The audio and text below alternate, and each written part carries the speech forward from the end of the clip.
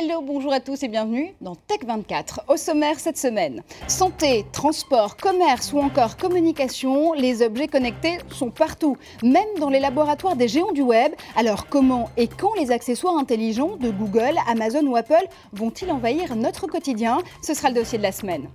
Du son, de la connexion et surtout du design. Guillaume Gralet du magazine Le Point a testé ces nouveaux casques audio qui jouent aux accessoires de mode, des objets eux aussi connectés que Steve Jobs n'aurait certainement pas renié. Vous le verrez.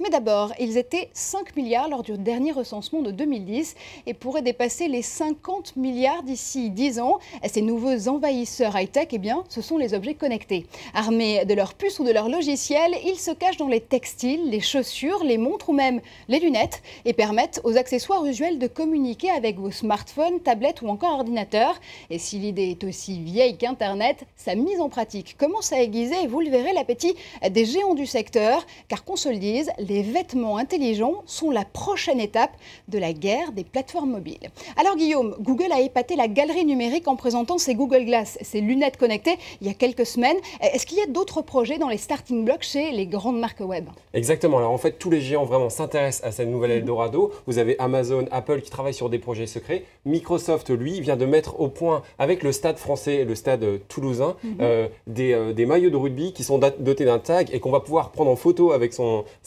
téléphone portable et qui vont donner des informations sur la date des futurs matchs, sur la composition de l'équipe. Vous avez des projets encore plus surprenants. Vous avez une marque américaine de vêtements qui s'appelle Rusty qui, elle, a mis au point vous savez, sur les hoodies, vous avez des gilets, ces sweats à capuche chers à Mark Zuckerberg. Exactement. Vous avez en fait un petit cordon qui permet de régler un petit peu la taille de la capuche. Et ben, ces petits cordons vont pouvoir se transformer en écouteurs. Vous avez également une société qui s'appelle M-Dress qui, elle, est dotée d'une carte SIM et qui, en faisant ce bras, en fait, ce mouvement de bras, vous allez pouvoir décrocher un appel. En fait, on va un petit peu dans tous les sens. Globalement, tout ce qui est au contact avec le corps devient interactif. Il y a bien sûr également une montre intelligente qui est mise au point au Canada en ce moment. Alors justement, on va s'arrêter sur un de ces exemples en particulier et c'est l'exemple de la société québécoise Carré Technologies. Elle développe aussi ce qu'on appelle chez eux les ordinateurs vêtements. Il s'agit cette fois de camisoles qui captent le rythme cardiaque et respiratoire de son utilisateur. Les premiers clients de cette société, ce sont les astronautes de l'Agence spatiale canadienne. Et le fondateur de Carré Technologies imagine déjà une déclinaison de sa camisole intelligente pour la médecine de ville, par exemple, ou le suivi des sportifs. Et il dit même que la révolution des accessoires connectés est comparable à celle des PC à la fin des années 70, souvenez-vous, des prototypes qui 20 ans plus tard deviennent des produits essentiels de tous les jours. Est-ce que c'est ça, Guillaume, la clé pour comprendre ce Big Bang des objets connectés? Exactement. Alors j'ai été très surpris quand je suis allé au Salon du Mobile à Barcelone en février dernier de voir sur le stand de Telefónica, l'opérateur mobile espagnol, un uniforme de pompier. Un uniforme de pompier pas comme les autres puisqu'il comportait à l'intérieur un petit capteur de température, ce qui va permettre à la caserne de pompiers, quand elle envoie des pompiers sur place, de savoir s'ils sont en danger, s'il faut leur apporter du secours. Bien souvent, effectivement, ce sont les entreprises ou les États qui vont pouvoir investir au départ. On le voit en ce moment avec AT&T. AT&T travaille avec une entreprise qui s'appelle Zephyr. Zephyr, c'est un des spécialistes des vêtements pour militaires aux États-Unis et qui ont doté en fait tous leurs vêtements de capteurs de rythme cardiaque, de température de la peau, de rythme de respiration et qui vont pouvoir aider, explique l'opérateur américain, les populations âgées, les populations les plus jeunes en dotant en fait ces vêtements de GPS. Alors derrière toutes ces applications, derrière toutes ces déclinaisons en industrie, on retrouve évidemment en embuscade ce concept de l'Internet des objets ou de l'Internet des choses. Alors ça y est Guillaume, la réalité dépasse la science-fiction? Exactement, elle a déjà dépassé la science-fiction, en tout cas la science-fiction que l'on connaît, puisque vraiment tout est vraiment connectable grâce au sans fil. En fait, il va falloir à la science-fiction inventer de nouveaux concepts. Je pense que les vêtements sont connectés, c'est-à-dire qu'ils permettent de communiquer avec le monde extérieur, mais ils ne sont pas encore totalement symbiose avec le corps. On pourrait imaginer des vêtements dont la taille s'ajuste avec le régime que l'on fait, ou dont la couleur, par exemple, change en fonction de notre humeur. Autant de pistes pour des romans de science-fiction à venir. Et ces pistes, on va évidemment les suivre avec vous. Guillaume, vous avez dit objets connectés. Restez avec nous, puisque dans une seconde, Guillaume vous explique comment on va pouvoir entendre de façon connectée. C'est S24, tout de suite.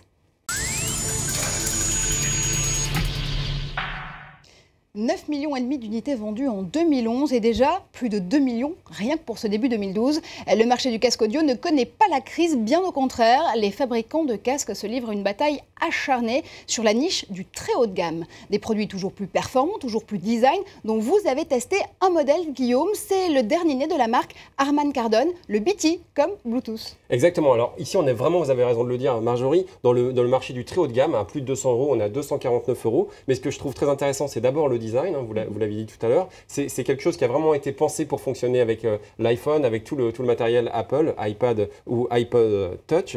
Et puis également, il est totalement Bluetooth, totalement sans fil. Alors vous avez ici un petit bouton BT que vous allez, sur lequel vous allez appuyer pour pouvoir l'activer. Ensuite, il va se mettre à clignoter en bleu. Et puis, vous avez deux boutons de commande, plus et moins pour régler le volume. Et puis, un bouton au milieu qui va vous permettre soit de prendre des appels téléphoniques, soit de prendre ou non une chanson. Alors, j'ai par exemple ici un iPhone sur lequel on m'a envoyé un lien vers une vidéo de Cocorosi que j'aime beaucoup. Donc, je peux très bien écouter cette chanson sur mon iPhone de manière traditionnelle.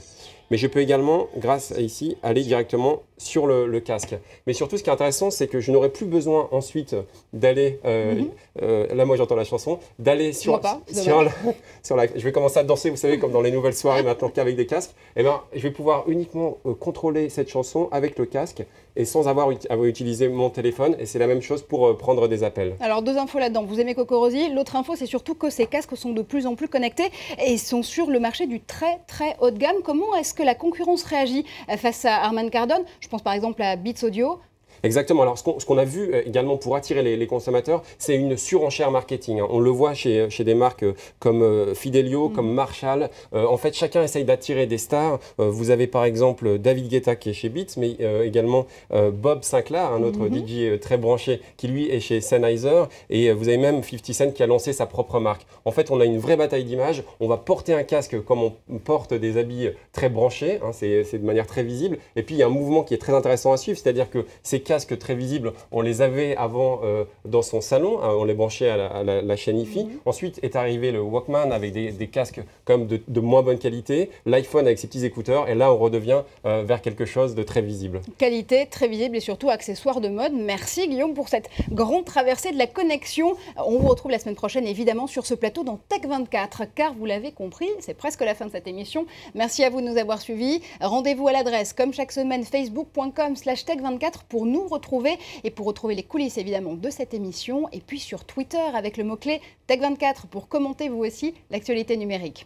Et on se quitte cette semaine avec l'équipe olympique américaine de natation qui relance la mode perdue du lip dub du Seigneur des Anneaux, Michael Phelps, aux ballerines aquatiques de la natation synchronisée. Les athlètes reprennent en chœur le tube du moment, Call Me Maybe. Restez connectés, on se retrouve la semaine prochaine sur le plateau de Tech 24.